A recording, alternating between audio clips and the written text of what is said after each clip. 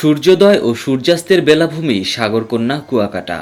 প্রকৃতির টানে ভ্রমণ পিপাসুরা এখানে ছুটে আসেন দূর দূরান্ত থেকে। ঈদের ছুটিতে সৈকত যেন হয়ে উঠেছে আনন্দ উৎসবের মিলন মেলা। ঈদ ও সাপ্তাহিক ছুটিসহ টানা 10 দিনের ছুটি পেয়েছেন অনেকেই।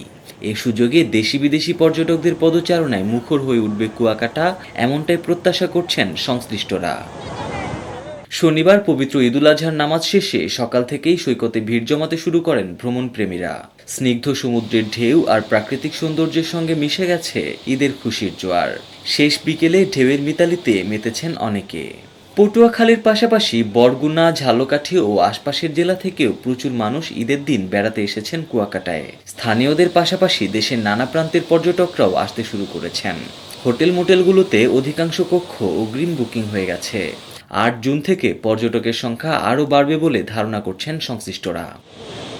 কুয়াকাটা সৈকত ঘুরে দেখা যায় উপকূলের বিস্তৃত বালিয়াড়িতে উৎসব মুখর মানুষের আনাগোনা বেড়েছে।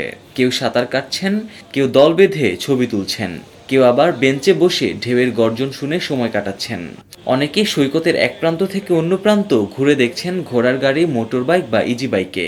পর্যটকরা ভিড় করছেন লেম্বুর বন, সুটকিপল্লী, ঝাউবাগান, গঙ্গামতি ও বৌদ্ধবিহার সহ বিভিন্ন স্পটে। কুয়াকাটার হোটেল মোটেল এমপ্লয়িজ অ্যাসোসিয়েশনের সভাপতি ইব্রাহিম ওয়ালিদ বলেন, ঈদের দিন সৈকতে স্থানীয় দর্শনার্থীদের ভিড় ছিল, তবে আজ থেকে দূরের পর্যটকদের ভিড় বাড়বে বলে ধারণা করা যাচ্ছে। পর্যটকদের নিরাপত্তায় রয়েছে কঠোর নজরদারি।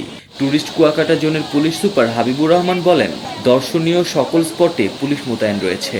গোয়েন্দা নজরদারির পাশাপাশি থানা ও নৌপুলিশ সদস্যরাও দায়িত্ব পালন করছেন। আগত দর্শনার্থীরা নিরাপদেই তাদের সময় কাটাতে পারবেন।